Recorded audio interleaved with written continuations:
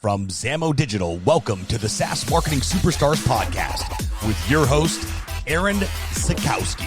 This is the show where we uncover proven growth strategies from CMOs and marketing leaders behind some of the fastest growing SaaS companies. Hey, superstars. Thanks for joining us today. I'm your host, Aaron Zakowski, and today I'm chatting with Steffen Hedebrandt.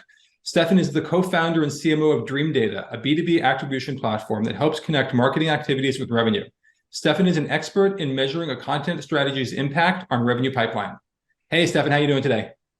Hey, Aaron, I'm doing good, and thanks for having me to join here. Yeah, well, thanks for joining the show. Really excited to have you. I've been aware of your company, Dream Data, for a long time. I know you guys help B2B companies with marketing attribution, and we'd love for you just to tell us a little bit more about yourself and a little bit more about the company. Yeah, I'll start out by, so ever since I graduated university, I've been working in B2B companies. So that's somewhat 12, 13, 14 years now. Mm-hmm.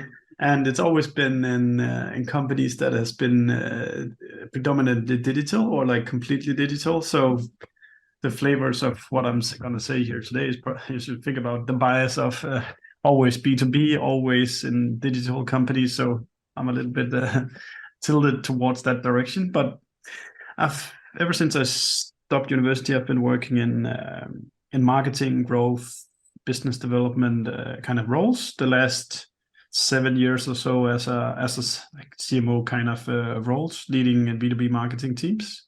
And at my last tenure before this company, I was part of this like classic journey of less than 15 employees to 100 employees and zero ad spend up to around $100,000 per month in ad spend.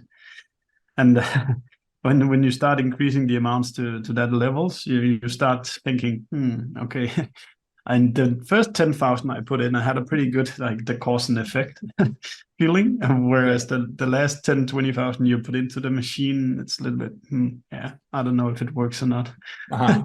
So has your background been predominantly in media buying? Like, were you the media buyer or just general growth marketing? Like as one of the things I've been doing. Okay. I would say my approach to the growth and marketing is, I don't care what the discipline is. I just need to figure it out in the case I'm in. Sometimes it's SEO, sometimes it's Google ads, sometimes it's Facebook ads, sometimes it's social selling, review platforms, outbound. For me, it's very much just about figuring out something that works and then try to scale it as much as you can. Anyway, long story short, spend a lot of time trying to think about attribution, and then coincidentally, I got introduced to my now two co-founders of Dream Data, and they had actually been going at this problem. I came at it from a marketing problem. They came at it from an engineering side, where in the business they were in. It's called trustpilot.com, and it's one of the biggest review platforms in the world. And they had that question of what happens to an account from the moment it's created until the sales team win a deal on it. And the same kind of thinking is still kind of the core of what we do today is, let's take any account that you deal with. Let's take any touch we know of, whether that's website, ads, calls, meetings, whatever.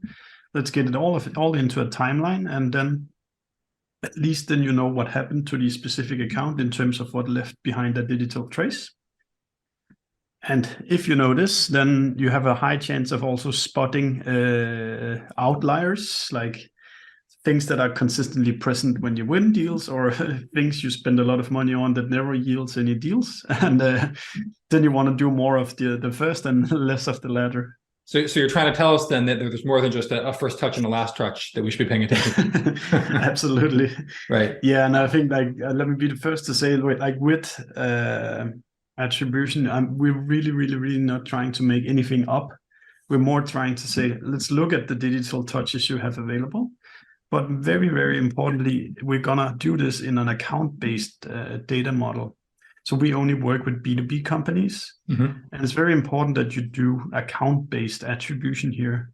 And what that means is really that in B2B, then you're typically trying to sell to a buying committee, a team of 3, 4, or 5 people or something like that. Mm-hmm. And the ones that typically starts the journeys and the ones that are being affected by your marketing spend, they're very rarely the guys or girls that signs the contracts 5, 6, 7 months later. And that is a major problem if you want to spend your dollars carefully, because if your spend is disconnected from when the revenue comes in, then you end up operating very blindly in starting the journeys when there's no kind of money back at the end of it. Right. So you're saying the attribution, if an individual clicks on an ad, you might be able to capture their data and the UTM tracking in the first touch within your CRM. But if other people then from the company then end up becoming the decision makers and signing the contract, there could be a disconnect in terms of the data of how did this organization come in the first place. Yeah, and I think it's a much more severe problem that people actually understand. I'll give you like a simple example. When we have a demo call booked on our website, there's an average of 4 sessions that goes into that journey towards booking a demo call. And the last session, that would always say, or like 99% of the time, somebody came in directly, submitted a demo form. And that's what's being captured also by the CRM system. So it says, okay, this account was won by somebody coming in directly. But what's almost always the case is that it starts with some kind of marketing activity, referral or something else. Right. Then the next time it's somebody Googling your brand organically and landing on the front page. And then now the name sticks in the browser, and then you go direct. So you're only really measuring from the point where somebody submits the contact information into the form, right? And all the touch points that happened before, or potentially not even touch points, the engagements that happened before would be totally discarded, even though they were critical in the person finding the platform in the first place. Exactly. Like the demo calls just don't fall down from the sky. They do take a path, and this is the path we're trying to help people understand. Now that was just a simple journey of like booking a demo call. Then imagine how, like, if you do a 6-figure B2B contract, how many touches that you do not grasp if you don't put together this data correctly. Right. Well, as a paid ads agency for B2B, I definitely can relate to that pain, and marketing teams wanting to get as much credit as possible for the impact that they're making over there. It's definitely something that almost every company that I speak to and that I work with is struggling with this, and understanding if it can't be measured by UTM, did it really happen? And obviously, there's so many more touch points that happen, and even after, as you said, after someone submits a form and you have captured them, what additional touch points and engagements are they having between that point and the time that they buy that really are hard to measure? And it sounds like you guys have built some great solutions to actually be able to measure that impact and hopefully do more of whatever things are having the biggest impact on pipeline. Yeah, pretty much. Okay. So maybe give me an example of a blind spot that a company would have originally, where let's say they were running Facebook ads or LinkedIn ads or SEO or whatever the marketing, tool or strategy might have been. They get some people in, the whole, black box happens. No one knows what happens from the time somebody signs up for a lead form until several months later when someone closes on a deal. Where would be a good use case that you guys would be able to step in and help somebody? Yeah, so there's many places. I would say, I'll tell you a few things that comes to mind. One thing is knowing the actual length of your customer journeys.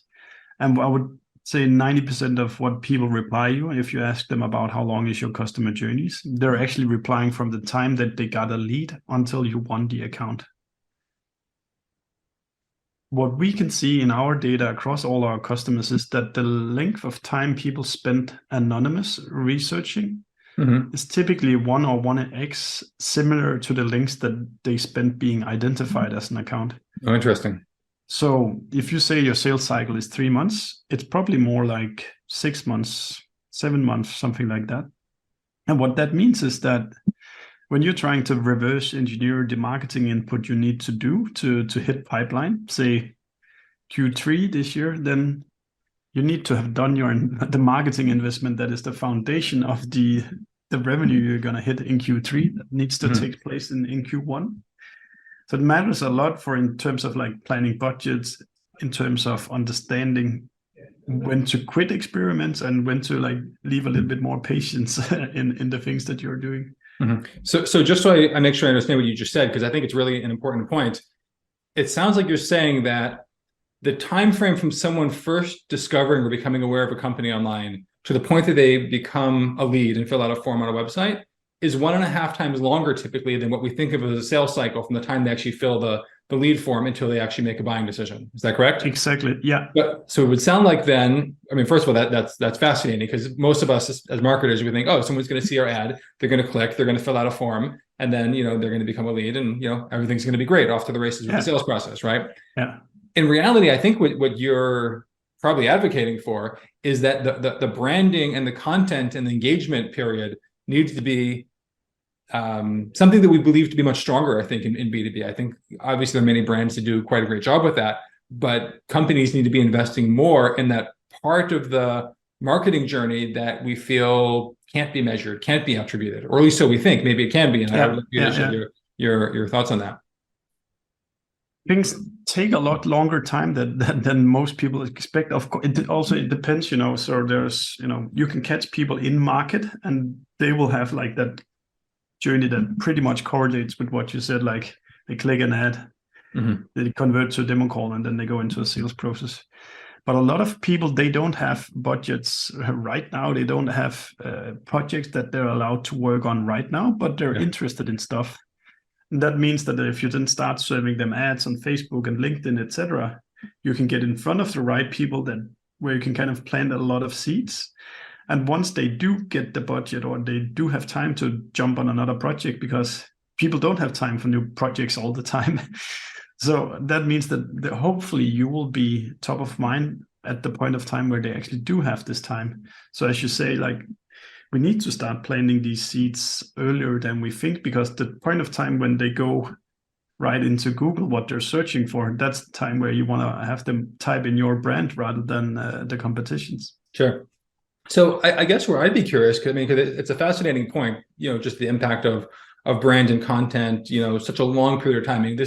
Most of this stuff doesn't happen direct response, click an ad, fill out a form from cold traffic, and you're off to the races in sales. So I'd like to focus a little bit on that period. Do you have any insights on what type of content or touch points do you recommend, or do you see the data supporting that B2B companies should be engaging in order to warm up those audiences to ultimately get leads farther down the pipeline?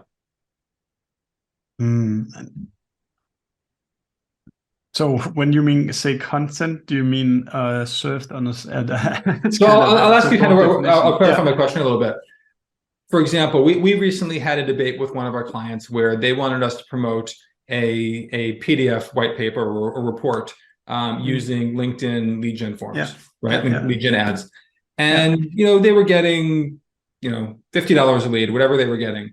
And we had a debate about, are these ever going to turn into sales opportunities, or are these just people who are downloading an ebook? And I know it's a raging debate within the digital marketers and the paid advertising people on LinkedIn. But, it sounds like what you would be saying is that there maybe is an argument for, just get these people engaging with you much sooner than they're actually ready to buy. Because, my argument was simply, just because this person is downloading some piece of content from you doesn't mean that has any correlation to them actually being interested in the product or service that the company delivers, right?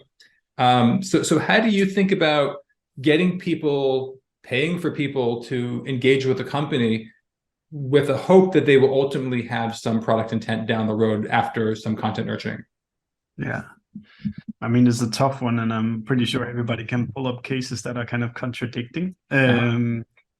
I can speak to kind of our own experiments with offering ebooks as like you can download through a lead form on LinkedIn. And my conclusion was that there's a really long way from somebody downloading just a random ebook until they buy something for you. So I would probably not be too set on just getting people to download these ebooks, because I don't think they feel like they're stepping into a sales conversation when they do it.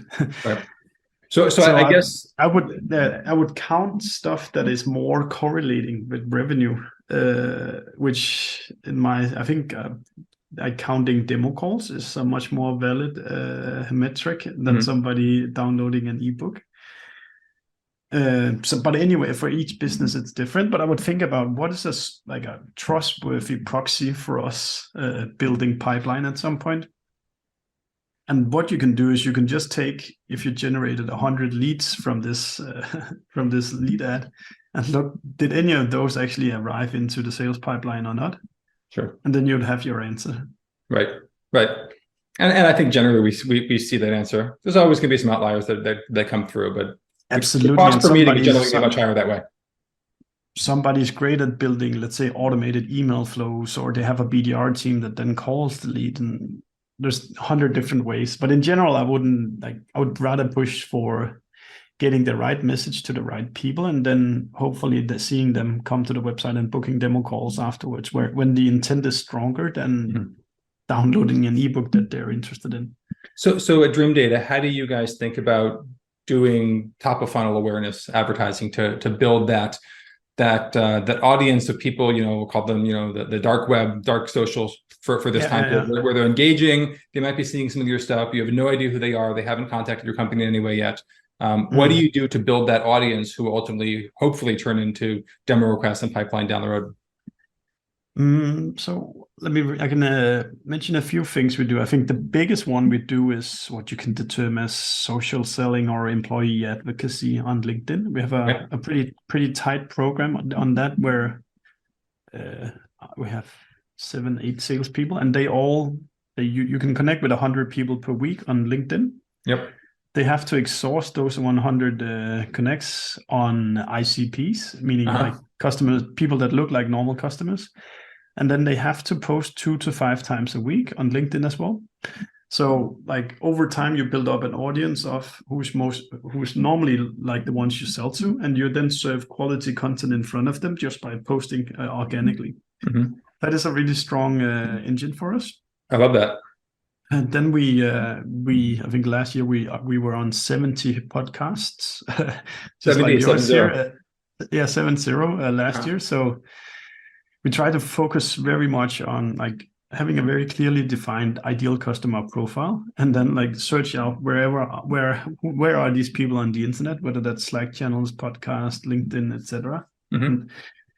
We actually do these activities without much measurement, because we just know it makes sense. If it, say it's just 50 people that listens to the conversation that the two of us has, but it's a super geeky specific conversation. So I think it will plant a seed somewhere.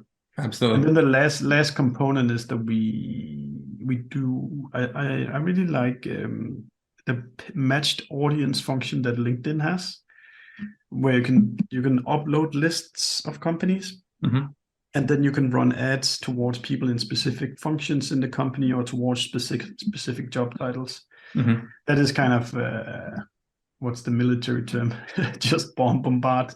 Yeah. All these companies like top level top funnel content is there's no you have to download this thing or you have to book a demo. It's much more just value driven, explaining stuff, like staying top of mind, showing successful cases. So you've identified a matched list within LinkedIn ads of your target ICPs, however that many thousands of them, and you're just going to keep bombarding them with refreshing content, every week or so. Like, what do you guys do? Yeah, it's something like that, and then obviously strongly like retarget them everywhere they go on Facebook, Google's display network, LinkedIn, etc. So on LinkedIn, I would imagine you're probably retargeting the people that engage with your videos that you're running to these top of funnel matched audiences. There's multiple things you can do. You can set the company size of those that you choose to retarget. So, for example, we normally want to stay above 50 employees or something like that. So we don't run ads towards people who works in companies that are less than 50 employees. And there's ways to save some dollars. Or the same with like on Facebook, you can on all the platforms you can exclude the customer emails you have, so you don't spend money on retargeting them and so forth. Right. But so I think any company needs to think about, one, we need to address the people who are in market right now. Where do they express behavior about this? Yeah. I would say search, review platforms, maybe marketplaces of the technology and something like that. But then you need to add the layer, because only 1 or 2% of the market is going to be actively searching right now. Right. So you need an engine on top of this where you continuously get in front of the right kind of people. Facebook is a good, like, if you know how to target on Facebook, that's a great engine for like planting a lot of seeds with a lot of people. Yeah. Yeah, absolutely. I mean, it's what we do for our clients all day. It's funny. It's been one of the challenges, running paid ads for B2B companies. Our clients are typically looking for a short-term results, where if we can, carpet bomb, as you say, with a direct response offer, direct to a demo request or something like that, top of funnel, how many leads can we get and what price? And then obviously, our most important, I think, data is, can we tie that then back to the pipeline? How many meetings did they get on? How many opportunities and how much revenue ultimately did that drive?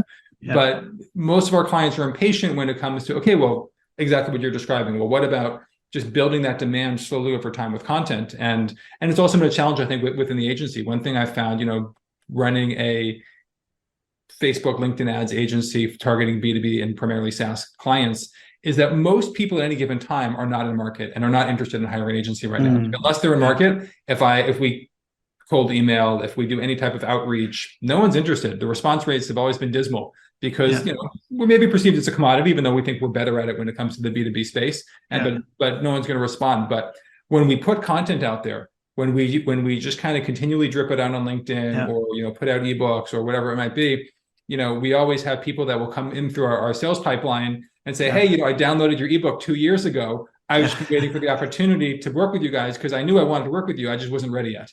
And we've heard that conversation multiple times. And I think we have to be reminded, and I think you're a great reminder for myself and probably many of our listeners of do those things that seem like they're not having an impact until down the road you suddenly see that they're having a really big impact. And it just takes a little while to nurture.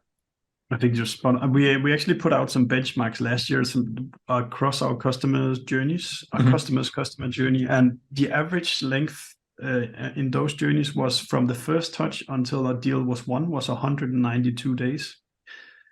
So that means, like, when you're setting up Facebook ads on a cold audience for your clients, in average, it's not fair of them to expect new deals before 6 months later. Right.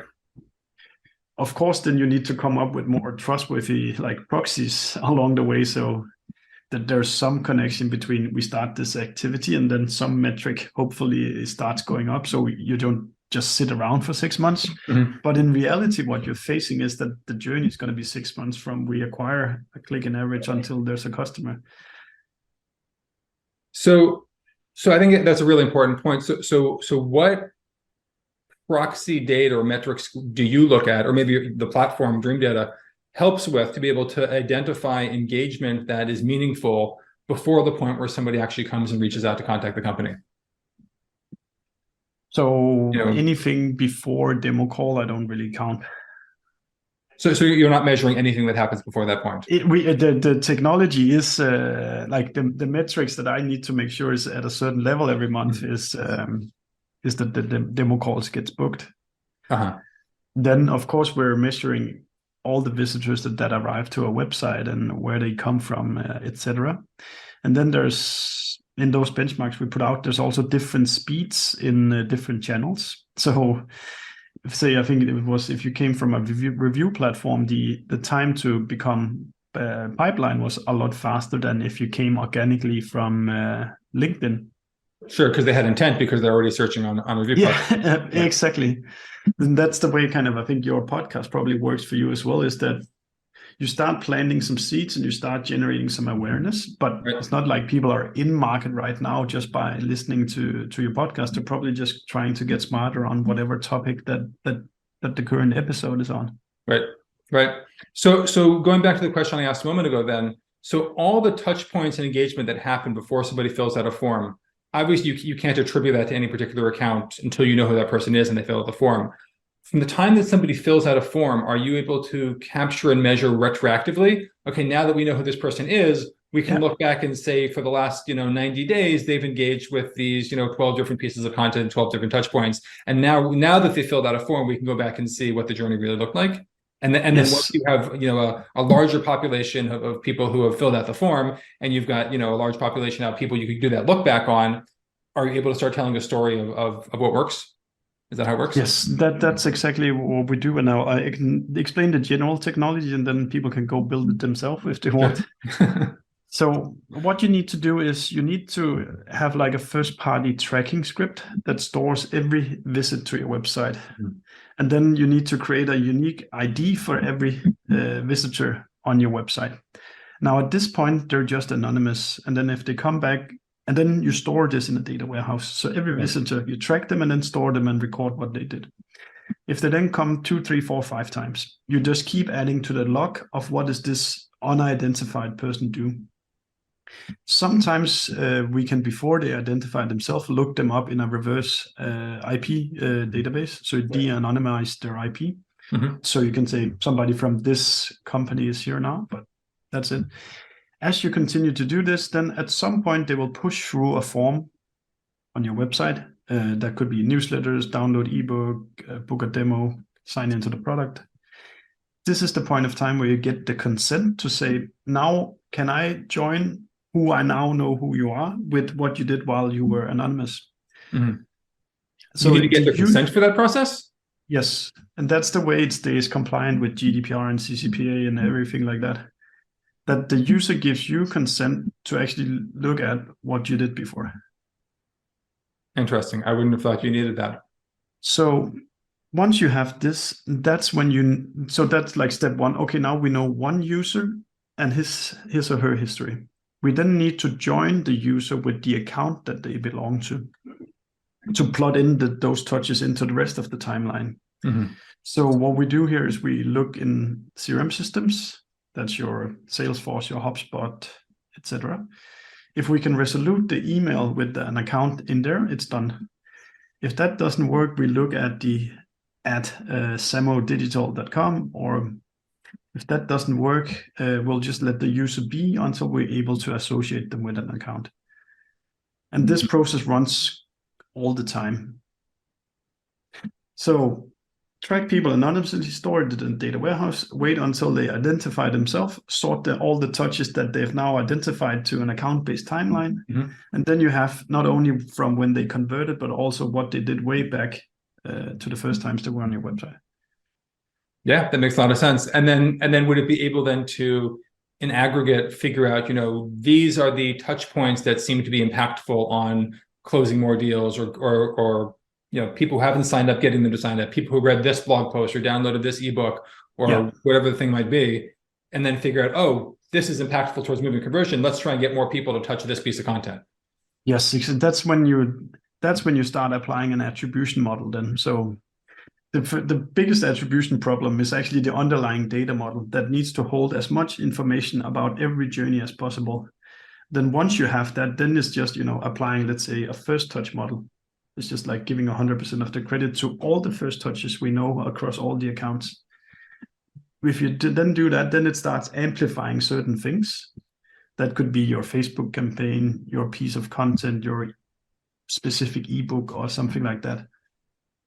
Does that make sense, Aaron? Yeah, no, it definitely does. It's something I've given a lot of thought to over the years. In fact, there was a certain point where I was thinking about building a similar product, and so it's cool to see that you guys actually went out and did it. I think most B2B marketers have thought about it's probably true.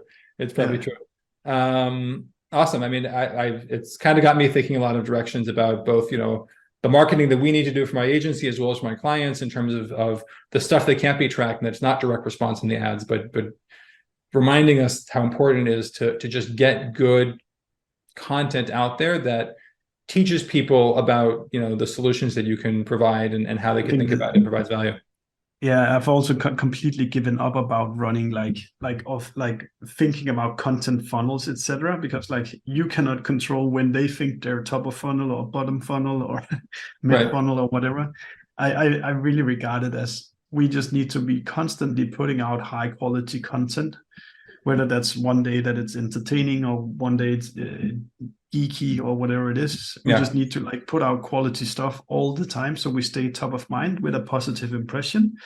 And then most likely when they are in market, then they will come to us. Yeah, that's right. I mean, you can hope that people go through the content the way you want them to, but in reality, it's almost never the way that it works. Then they want to see pricing, but then they want to consume a top of funnel piece of content, and It's it's how I often look at a product. I mean, I went to Dream Data today, and I got a quick look at what you guys did. And first thing I did is, well, let's go check out the pricing and figure out if this thing's even in budget for what we or our clients could afford. Okay, great. Now I know what your pricing is generally. So now let's go and start consuming the rest of the stuff and understand if this is the right solution. So I think it's how we buy. And then we'll come back in a couple months and make a decision. Yeah. I mean, then in terms of content, then I would typically also start forcing people to think about who's the buying committee that you're trying to sell to. And then like if there's 3 to 5 roles involved in it and you only cover one of the roles really well, then you should probably start thinking about filling the buckets of what are the other people's asking. Particularly when you sell software at a certain price point, you need convincing like a champion that says, I like this product is, it's only the first step, because maybe there's a RevOps person we need to convince. Maybe there's a CFO. Maybe there's a data processing responsible that we need to convince. And if your website or content, your ads only cater to one of those, then it's very hard to actually sell internally that they should acquire your solution. That's a really insightful point. It makes a lot of sense. I guess my next question would be, so how do you do it? I mean, I could probably brainstorm, but it sounds like you maybe have a solution in mind already. If you've engaged the marketer, they're thinking about the product, you're retargeting them because they watched your videos or clicked to your website. How do you then take that and say, there's probably a conversation going on within this organization with these other functions or job titles. How do we retarget those people with content now that's appropriate for their roles? I think part of it needs to be handled by the salesperson that speaks to the lead or the account, and then like who's typically involved in this buying process. Okay, these people are, and then hopefully you can equip the salesperson then with 2 or 3 links for each of those people that they can forward to them, whether it's a business case. Yeah, something like that.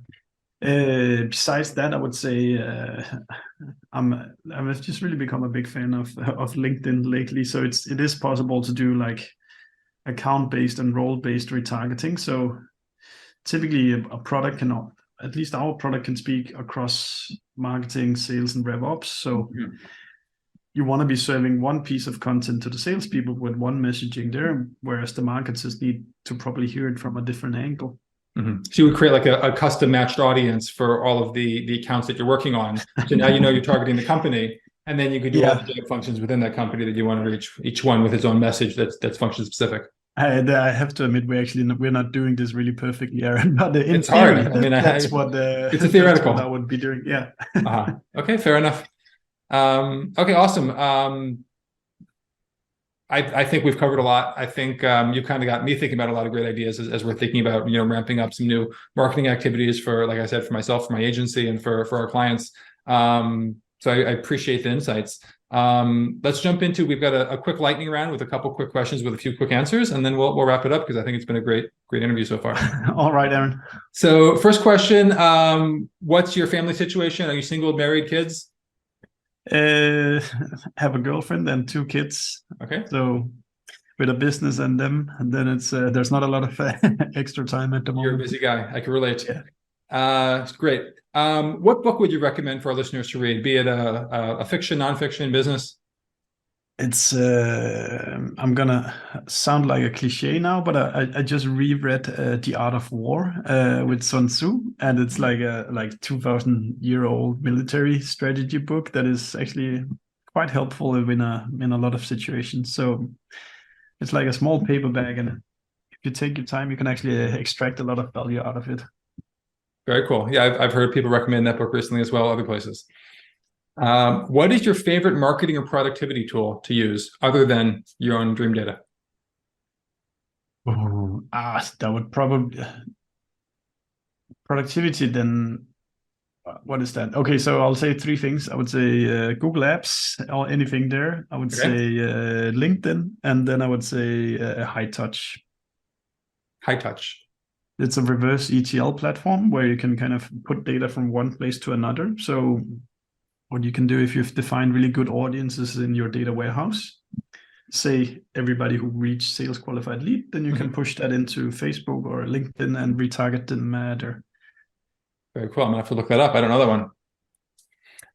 Who's your favorite marketing or business leader that you're learning from these days? There's plenty, but I'm gonna go with I think it was one of the Gong fillers. I think Ud, their CMO or something like that. He said like, I forgot his last name. Yeah, that different is better than better. That one has really stuck with me. Different is better than better. That's really. I don't know if it was he, but I saw it from him, and I really like if you just do this like feature, yeah, then like it's an endless competition. But if you stand out and it's different, then like you build a whole different brand affinity, and then people are gonna go say, "Who fucking cares whether you have this feature, right. Well, I think that's brand, right? Exactly. Brand is differentiation, not based on product necessarily. Yeah, I really try to let our employees have a lot of fun and experiment with stuff, and don't be too corporate, and just see what happens, try stuff out. I love that. And the last question, what's your favorite online community that you're a part of, or where are you getting information from these days to help you do your job better? I'd have to say all the people I'm connected with on LinkedIn. I think that's really become this culture of people actually, they try to impress each other in a good way. So they write better and better and better LinkedIn posts. So you can really build a little bubble of like high quality content creators on LinkedIn. Yeah, that's absolutely true. And I was checking out your LinkedIn profile just this morning, preparing for this interview. And I would definitely vouch that you seem to be part of that competition, because you're putting out some great content. So I definitely recommend that everybody go check out Steffen on LinkedIn and connect with him. Yeah. Follow his content. You'll learn a lot, I promise, definitely about attribution marketing. Anyways, thank you, Steffen. It's been a great episode. Really appreciate your time and all the knowledge and experience you shared with us. And thank you so much for joining us today. Really appreciate the chance, Aaron. And if anybody want to ask me a question, they can just send me a DM on LinkedIn. The SaaS Marketing Superstars podcast is brought to you by Zamo Digital Marketing. If you're enjoying the show, please be sure to subscribe and leave us a 5-star review on Apple Podcasts or wherever you're listening. Thanks again